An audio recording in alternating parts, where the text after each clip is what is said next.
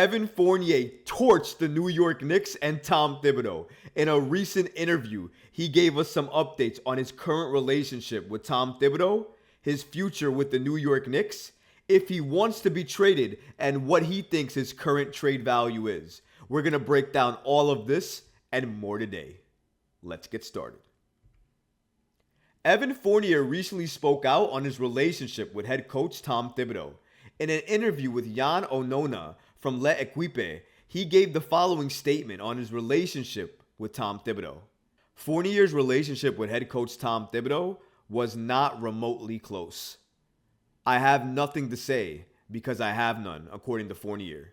When he took me out of the five, he just told me he was going to try something else. Then, at the first match of a road trip, he announced to me that I was leaving the rotation. Ciao. Wow. What a comment from Evan Fournier here.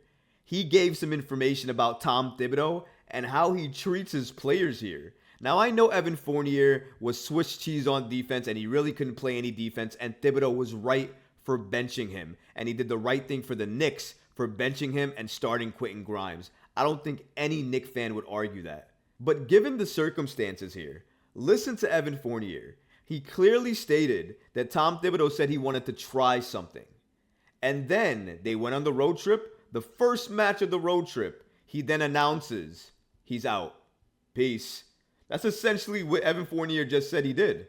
And if that's the case, what a poor way to treat a player and what a poor way to communicate with people. I get it. Listen, if you're not going to be in my lineup, you're not going to be in my rotation, you don't play the level of defense I need you to play, you're out. And I can sit a player down and respectfully have a conversation with them and tell them this. I don't care who you are and what your role is to the Knicks. If something significant is happening to you or your playing time, I think it's up to the coach to sit that player down and have a respectful and responsible conversation with that player so they understand what's going on moving forward. And maybe that's the time you talk about potential trade scenarios, so that way, if necessary, you can trade that player to a team that they want to be traded to. This is where those discussions start. But they can't start if you never have them. And when you tell a player that, yeah, we're going to try something out, and then you announce right after that it's something that we're going to move forward with, it sends an incorrect message to the player. It's going to get them frustrated. And now it's led to Evan Fournier speaking out about you and his relationship about you. And now everybody, not only the NBA, but everybody around the league, including fans, are looking at the situation, watching it, and hearing what he feels about you. And other players, stars or role players, are also listening to this. And what do you think they think after hearing this? Evan Fournier also indicated that he wanted to be traded in this same interview. If you look at what he said here, I would be shot. I'm going to be traded. It's not possible otherwise. Or I'd be stuck. And so would they. They have several players with big contracts coming in.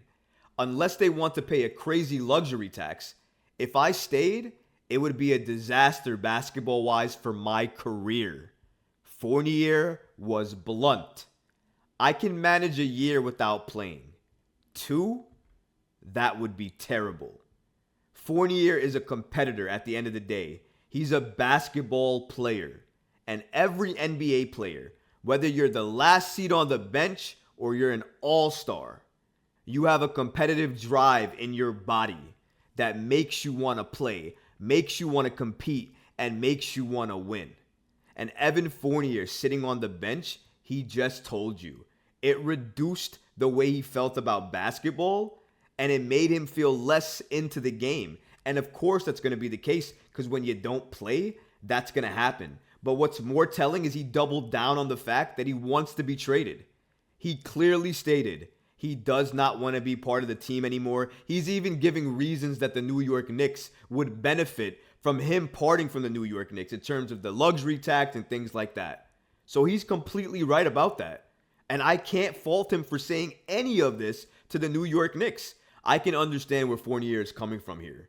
The New York Knicks reduced his value so low to the ground that now every single trade scenario involving him with the Knicks have the Knicks giving him and draft compensation also along with him to trade him because we dropped his value to the floor by not playing him. And I understand the benching and not playing him, but there has to be strategy to moves. We have to have some type of future thought and think to ourselves, hey, if this guy is not part of the future of the New York Knicks, we're going to have to trade him. But one of the main statements to take away from Fournier here is the fact that he wants to be traded, he wants the Knicks to move him, and he wants to get more playing time because 1 year of not playing basketball, according to him, he can deal with it. But if he has to go 2 years without playing meaningful basketball where he impacts the game, it's going to hurt him basketball-wise. It would be a disaster for his career, as he said. That was a huge takeaway from this piece here. It would be a disaster for him to stay with the Knicks, is what he's trying to say. Clearly what he said.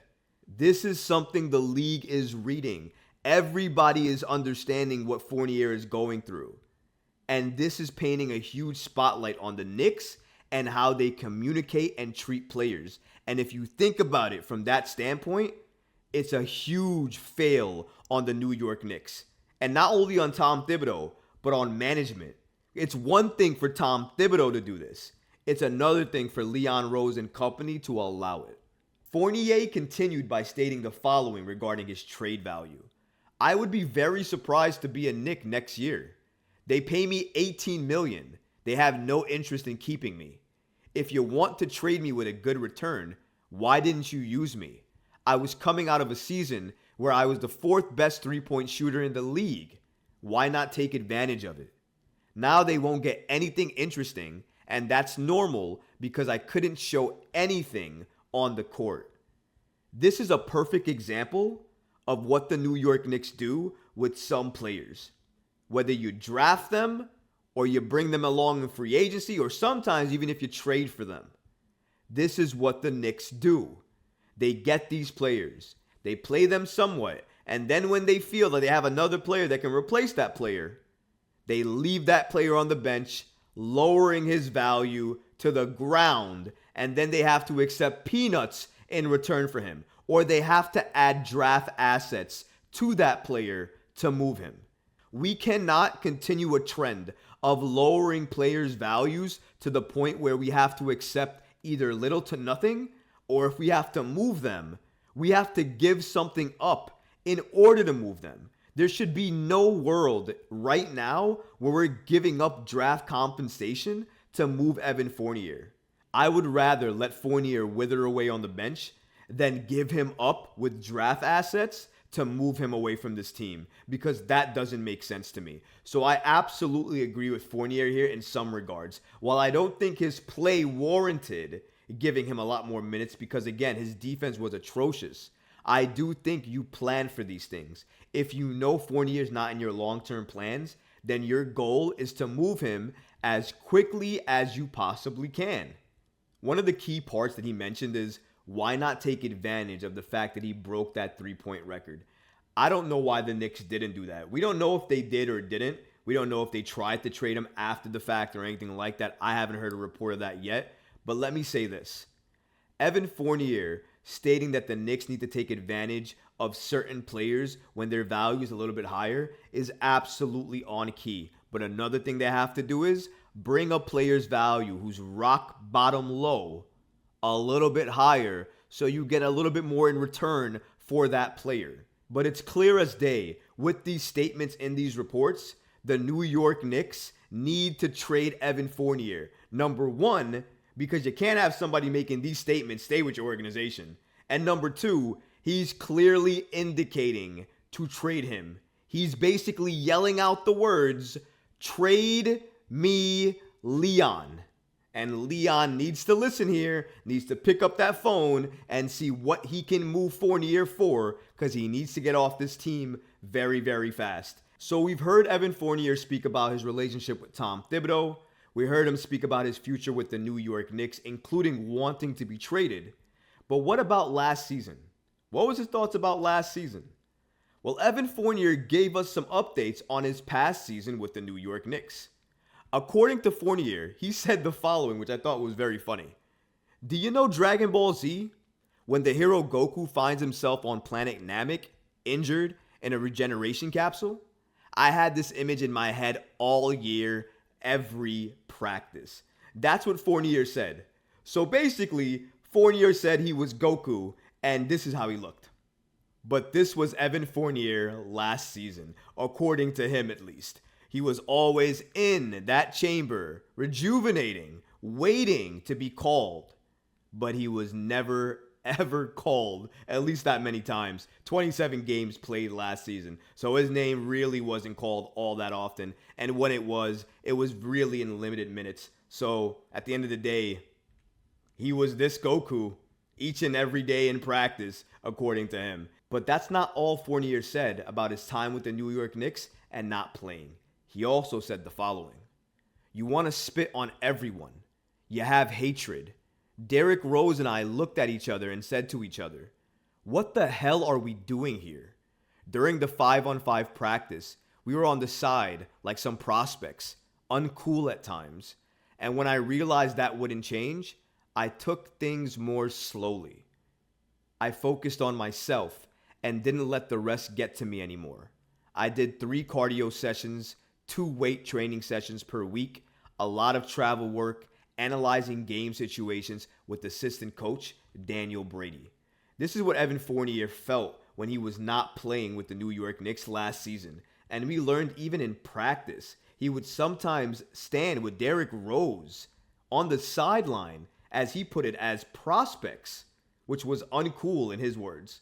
Derrick Rose more than him is the veteran, so I would understand Rose a little bit more. But Evan Fournier with Rose on the sidelines, not even as a body in practice, I think that tells you the level of respect Tom Thibodeau had for Evan Fournier's game if during practice at times he wasn't even playing. For me, this is one of the most telling pieces of the entire article because Derrick Rose is involved here. Evan Fournier, I understand, right? And I get he wasn't playing. Tom Thibodeau made that executive decision. And to some parts, I absolutely agree with what he did because the Knicks got better after he did that. But it was what Derrick Rose said in that last piece that was so crucial and important to me. If you take a look at what he said here, he said that Derrick Rose and I looked at each other and said to each other, what the hell are we doing here? If Derrick Rose said that to Evan Fournier as well too, it just goes to tell you that a Thibs guy in Derrick Rose is saying this about Tom Thibodeau and his coaching style and what he's doing in practice. But I want to shine a light on the comments that Evan Fournier is saying about Tom Thibodeau and the Knicks organization, because I feel like regardless of Evan Fournier, his comments are going to be zoned in on by many players around the league, from role players to star players. And this interview is going to matter to some players wanting to come to New York. And if Tom Thibodeau is still the head coach of the New York Knicks at the time they want to come to New York, reports like this may dissuade them from wanting to come to New York. What a great interview by Evan Fournier. I thought he hit on some great points, mentioned some great things about Tom Thibodeau, his future with the New York Knicks, the fact that he wants to be traded, and so much more. In a nutshell, Fournier admitted that he doesn't have a relationship with Tom Thibodeau. He wants to get traded, doesn't understand the logic of the Knicks organization. And Fournier also said that he lost the fun in basketball and wants to have it back. He lost the fun in basketball. So the man is not even having fun at his profession anymore because he played for the New York Knicks this past season. Again, these remarks are very important because he's not the only one reading this. We are not the only ones reading and reviewing this. From role players to star players to superstar players, they're all watching, reviewing, and reading these comments. And for the Knicks, that's not a good thing. If you like this video, go ahead and leave a comment below, smash that like button, and don't forget to subscribe to the channel. Until next time, Knicks fans. Peace.